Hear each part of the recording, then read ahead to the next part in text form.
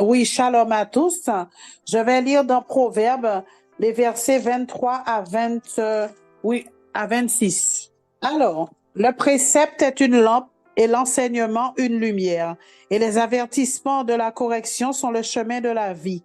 Ils te préserveront de la femme corrompue ou de l'homme corrompu, de la langue doucereuse de l'étrangère ou de l'étranger. Ne la convoite pas dans ton cœur pour sa beauté ou ne le convoite pas et ne te laisse pas séduire par tes paupières, car pour la femme prostituée ou l'homme pervers, hein, on se réduit à un morceau de pain et la femme mariée est un piège à la vie précieuse ou l'homme marié est un piège à la vie précieuse. Voilà, donc c'était pour dire que parfois, je parle pour les jeunes ou les moins jeunes, tout le monde, on peut être attiré par quelqu'un pour sa beauté, mais au-dedans, si c'est pas le plan du Seigneur, c'est souvent la chair, la convoitise, et ce sont des pièges. Hein. Donc, on se réduit à un morceau de pain. Et plus loin dans le verset 27, il est écrit, quelqu'un mettra-t-il du feu dans son sein sans que ses vêtements s'enflamment? Voilà. Quelqu'un marchera-t-il sur des charbons ardents sans que ses pieds soient brûlés? Donc, il y a des pièges. On ne peut pas faire des choses comme ça sans conséquence. Voilà, c'est ce que le verset dit. Et vraiment, il faut vraiment que euh, faire mourir la chair, comme il nous est dit dans Romains, dans Galates, dans beaucoup de versets, et vraiment marcher par l'esprit pour vraiment être dirigé dans la volonté de Dieu et non par notre convoitise, par nos sentiments, nos sensations, etc. Euh, nos émotions sont beaucoup un piège hein, pour nous. Voilà. Que Dieu vous bénisse. Donc moi il est petit mon verset mais c'est pas très grave. Donc c'est quand je marche dans la vallée de l'ombre de la mort, je ne crains aucun mal, car tu es avec moi, ta houlette et ton bâton me rassurent. Voilà, c'est tout ce que j'ai à dire. Mais c'est vrai que c'est court, mais ça m'a beaucoup rassuré dans ma vie, surtout que les ennemis m'attaquaient à chaque fois, donc c'est ça qui m'a beaucoup délivré de la vie, enfin de la mort, quoi. Bah, dans tous les moments de notre vie, il est là. Il a dit, de toute façon, il a dit qu'il sera là du début jusqu'à ce qu'il revienne, quoi. Jusqu'à ce qu'il sera là, quoi. Amen, amen. Gloire à Dieu. Merci. Ok, je vais aussi partager.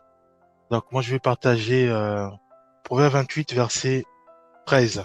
Donc, je vais lire. Celui qui cache ses transgressions ne prospère point, mais celui qui les avoue et les délaisse obtient miséricorde. Alors, ici, Dieu nous parle à nous. Hein, nous sommes tous concernés.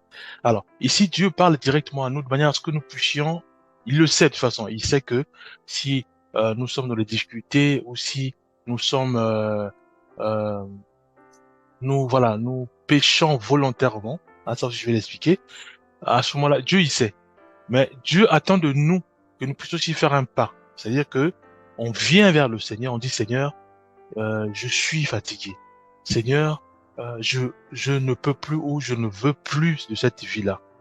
Je veux, je reconnais que parfois, je pêche volontairement. Ça peut être quoi? Ça peut être, par exemple, je me moque ou j'aime me moquer, par exemple, de mon professeur, ou j'aime harceler les gens, ou j'aime disputer. Voilà, il y a beaucoup d'écarts. Hein. On va tous, on se reconnaît tous. Donc, ça peut être aussi la drogue, ça peut être les cigarettes, voilà, beaucoup de choses. Donc, je reconnais. Et Dieu Seigneur, je ne veux plus de cette vie-là. Soutiens-moi, fortifie-moi et fais-moi grâce de ne plus pratiquer cette vie-là. À ce moment-là, Dieu voit en nous la sincérité. Pourquoi? Parce que il voit en nous la reconnaissance. On reconnaît effectivement que nous sommes en erreur. Nous marchons contre le mur. Voit nous. Donc, si chacun de nous, nous nous reconnaissons, c'est-à-dire que si par exemple on prend une décision ferme, nous dit voilà, écoute, je vais essayer de m'examiner et je me rends compte qu'effectivement la vie que je mène, elle n'est pas bonne par rapport à la Bible, puisque rappelons-nous que un chrétien ou une chrétienne est conduit par la parole de Dieu, donc qui est la Bible, et aussi conduit par le Saint-Esprit. Donc le Saint-Esprit nous inspire. Voilà nous. Alors donc le repère c'est la parole de Dieu, c'est la Bible. Alors si je mène une vie qui ne respecte plus la parole de Dieu, qui ne respecte plus ce qui est dit dans la parole de Dieu, à ce moment-là, je pêche. Voilà, nous.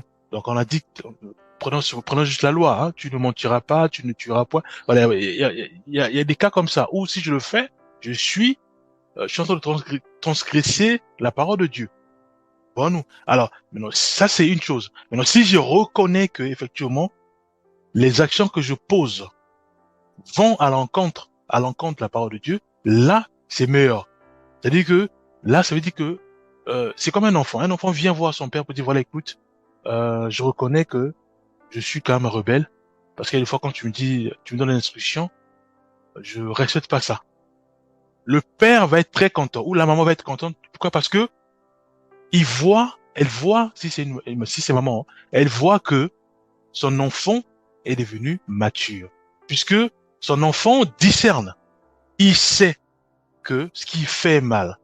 C'est ça le bonheur d'un parent. Quand il se rend compte que l'enfant reconnaît effectivement qu'il agit mal. Voyez-vous? Mais le pire, c'est quand on fait le mal et qu'on ne reconnaît pas. On dit non, non, non, non, non. Je suis, je fais pas du mal ou bien voilà. C'est lui qui a tort, c'est pas moi. Ça, c'est le pire. Mais si on reconnaît, ça fait le bonheur d'un ami, le bonheur d'un frère, le bonheur d'une sœur, le bonheur d'un grand frère, le bonheur d'un père, le bonheur de Dieu aussi. Voilà, nous. Donc, Dieu attend de nous que nous puissions reconnaître, que nous, en disant Seigneur, dans la prière, Seigneur, vraiment, je reconnais que je mène une vie, soit de débauche, hein, ou voilà, de la prostitution, par exemple, ou je mène une vie d'alcoolisme, hein, je prends beaucoup d'alcool en excès, ou voilà. Donc, il y a beaucoup de cas. Donc, si un enfant ou un ami reconnaît effectivement qu'il est en erreur, à ce moment-là, ça fait le bonheur. Donc, Dieu attend de nous que nous puissions nous rapprocher de lui et lui dire simplement que je mène une vie qui n'en pas ton nom et je souhaite que tu m'aides. Voilà, cela se passe toujours dans la prière. À ce moment-là, Dieu, qui est bon, il voit en nous la sincérité. À ce moment-là, il va nous exaucer, il va nous donner la force d'en sortir, il va nous donner les clés pour défaire ça peut être une boucle, il y a des boucles comme ça, il y a des boucles infernales de péché où vraiment nous sommes rentrés, mais pour s'en sortir, c'est compliqué. Ah, je prends un cas, mon cas, moi, par exemple, quand parce que moi aussi, j'étais alcoolique, quand je prenais l'alcool, donc, la boucle, c'était quoi? Moi, j'achetais, comme j'avais des amis aussi alcooliques, donc ils prenaient aussi de l'alcool. Donc, quand j'avais l'argent, j'achetais pour tout le monde. Donc, donc moi ainsi que mes amis. Et maintenant, quand j'avais rien, c'est mes amis qui avaient l'argent. Eux, ils achetaient aussi l'alcool pour eux et pour moi. Donc, du coup, c'était ce qu'on appelle une boucle fermée. Donc, du coup, si je veux sortir, mais les amis qui arrivent avec de l'alcool, alors, dès que je vois l'alcool, alors, je bois. Donc, c'était boucle fermée. Donc, c'est pour ça qu'il y a des boucles comme ça, là, de péché où on est rentré, mais pour en sortir, c'est compliqué. Donc, de nous-mêmes, on peut pas parce qu'en fait, il y a la convoitise, il y a la pression, il y a l'amitié, donc c'est difficile. Et à ce moment-là, c'est pour ça qu'il est toujours important de crier vers le Seigneur afin que le Seigneur puisse réellement nous délivrer. Il y a aussi la sagesse, il donne la sagesse pour défaire de ses amis et aussi vraiment nous délivrer complètement. Voilà, prenez un verset, donc on va toujours rester dans Proverbe, donc on va prendre Proverbe 2, verset 6, je vais lire, car c'est l'Éternel qui donne la sagesse. C'est de sa bouche que sortent la connaissance et l'intelligence. Voyez-vous? Donc de nous-mêmes, ça va être difficile d'en sortir. C'est de nous-mêmes, ça va être difficile de, voilà, d'en sortir, soit dans la boucle du péché, ou soit dans notre vie du péché, sachant que on a reconnu, hein, c'est-à-dire qu'on s'est examiné, on s'est rendu compte que non, la vie que je mène, ou les actions que je pose, ou même mon attitude envers les autres, hein, vraiment, ça concorde pas avec la parole de Dieu. Donc on reconnaît. À ce moment-là, pour en sortir, il y a que Dieu qui peut nous aider pour en sortir. Il y a que Dieu qui peut nous aider pour nous restaurer. Il y a que Dieu qui peut nous aider à nous défaire de cette vie de péché, de cette vie de débauche. Voilà, il y a beaucoup de cas. C'est ça que ici il est dit que c'est Dieu qui donne la sagesse, hein, pour nous dire voilà, là maintenant fais ceci, là maintenant fais cela, pour réellement te défaire de soit des mauvaises fréquentations par exemple. Hein, dans mon cas, à moi. Voyez-vous. Et après il dit que de sa bouche sortent la connaissance et l'intelligence. Voyez-vous. Donc nous devons réaliser que euh, Une fois que nous reconnaissons que nous menons une vie qui ne n'a pas le Seigneur, à ce moment-là, nous devons prier. Seigneur, aide-moi. Seigneur, donne-moi la sagesse. Seigneur, je reconnais que je suis vraiment en erreur. Je reconnais que ma vie ne respecte pas ta parole. Maintenant, aide-moi. Parce que de moi-même, je peux pas. J'ai pas la force. J'ai pas la sagesse. J'ai pas l'intelligence. Voilà. Donne-moi les mots. Donne-moi la sagesse, l'intelligence pour en défaire. À ce moment-là, Dieu aussi nous demande maintenant de nettoyer aussi nos pensées de manière à nous focaliser uniquement vers lui. Pour cela, on prend Romains 12, verset 2, où il est dit, ne vous conformez pas au siècle présent, mais soyez transformés par le renouvellement de l'intelligence afin que vous discerniez quelle est la volonté de Dieu, ce qui est parfait. Voilà. Donc là, maintenant, ça se passe par la Bible, la parole de Dieu. Nous devons maintenant lire les règles du Seigneur, lire ses instructions, lire ce qu'il veut, ce qu'il attend de nous, lire ce qu'il n'aime pas. Tout est écrit dans la Bible. Donc, à ce moment-là, nous prions. Seigneur, maintenant, guide-moi, oriente-moi, fais-moi grâce de comprendre ta sagesse, de maîtriser, de comprendre qui tu es, c'est dans la parole de Dieu. Parce que on reconnaît un père, c'est par ses règles. On reconnaît une mère aussi par ses règles. À un moment, on peut dire, voilà, j'aime quand ma maison soit balayée très tôt le matin, j'aime que la maison soit propre. Donc, on sait que maman aime que la maison soit propre. Donc, si je fais ainsi, je fais le bonheur de ma mère. Voyez-vous? Donc, je connais ma mère uniquement par ses principes. Dieu, c'est pareil. Donc, on connaît Dieu aussi par ses règles et par ses instructions, qui sont pas pénibles, hein, c'est le bon sens. C'est la parole de Dieu, la Bible. Bon, nous devons maintenant commencer à lire la parole de Dieu, lire. Et bien sûr, toujours en continuant dans la prière. Donc, en priant que le Seigneur nous aide réellement à nous défaire de cette vie du péché, à nous défaire de cette boucle infernale. Hein, c'est tout ça, en fait, qui est souvent, dans plusieurs cas, une boucle infernale où ça nous bloque. On veut sortir, mais cette boucle nous retire. Nous tire encore au centre. Voilà. Prenons un verset qui est important, qui nous pousse aussi à nous de ne pas rester dans notre coin. Sachant que comme c'est un combat qui est spirituel, nous devons aussi l'associer avec d'autres frères et d'autres sœurs. C'est ça qu'il est toujours important qu'un chrétien ou une chrétienne puisse toujours être entouré de ses amis chrétiens ou de ses amis de ses amis chrétiennes, de manière à ce que le combat soit maintenant un combat collectif, de manière à ce que vraiment nous puissions remporter très rapidement la bataille ou la guerre ou la restauration. Voilà. Pour cela, prenons Galates 6, verset 2. Je vais lire. Portez les fardeaux les uns des autres, et vous accomplirez ainsi la loi de Christ.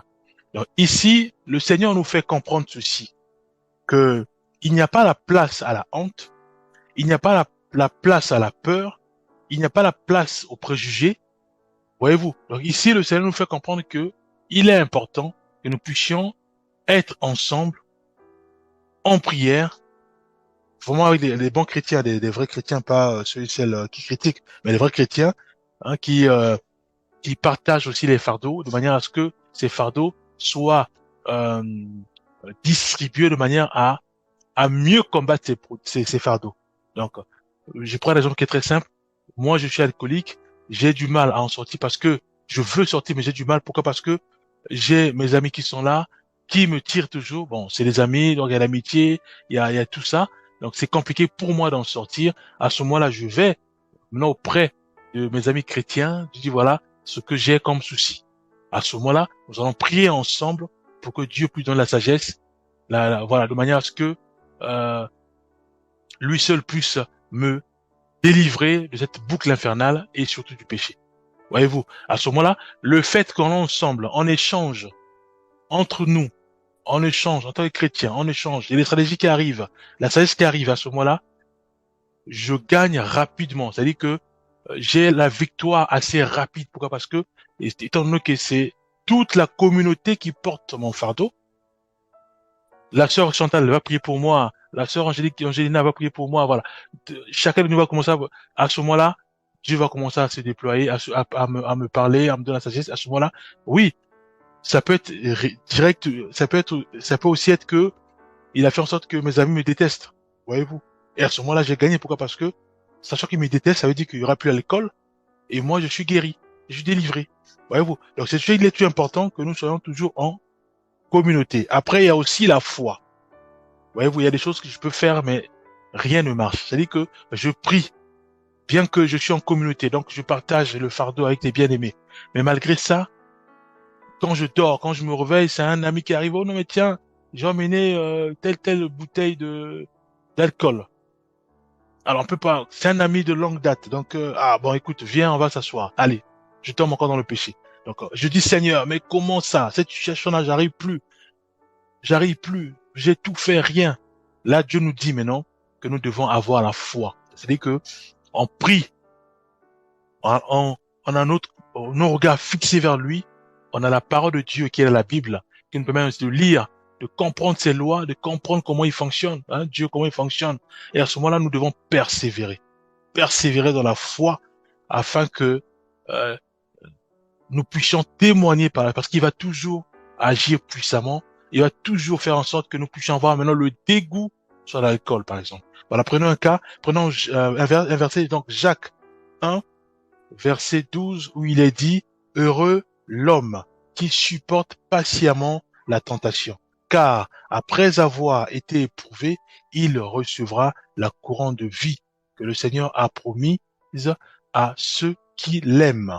Alors, sur ce cas, il est parlé surtout pour ceux et celles où ils sont, par exemple, harcelés par ses amis. Prenons mon cas, où mes amis arrivent, mais moi, je prends pas l'alcool. Donc, je résiste.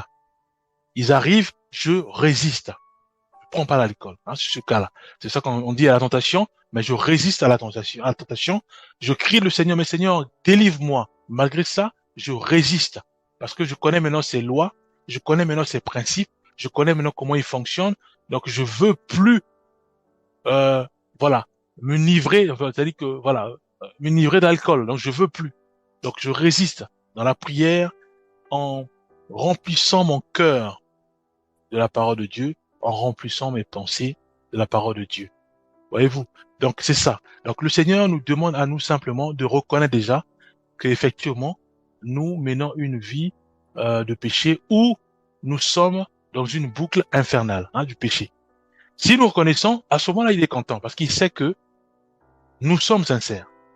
Et là maintenant, il y a maintenant la deuxième étape qui consiste maintenant à rechercher que Dieu nous donne la sagesse, que Dieu nous donne les stratégies pour en défaire du péché, pour en défaire de cette boucle infernale du péché.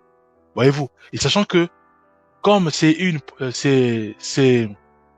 un processus, à ce moment-là, nous devons maintenant imbiber nos pensées maintenant de la parole de Dieu et non de l'alcool, hein, pour mon cas moi, et non de l'alcool. C'est-à-dire que mes pensées maintenant, je pense plus à l'alcool, mais je pense plutôt à la parole de Dieu. Donc, je lis plutôt la parole de Dieu. Je cherche à comprendre comment il fonctionne, comment il est, le Dieu, quelles sont ses règles, quels sont ses principes. C'est pareil comme si par exemple je veux conduire une voiture, mais j'ai pas le permis, qu'est-ce que je fais?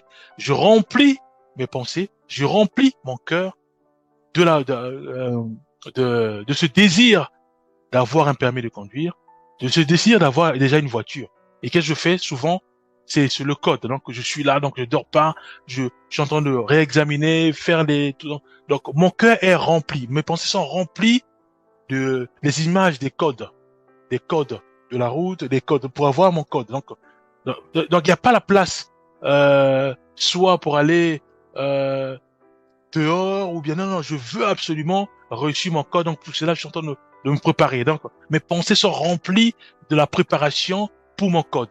C'est pareil pour Dieu. Donc je remplis mes pensées uniquement des règles, uniquement des principes, uniquement de la loi du Seigneur.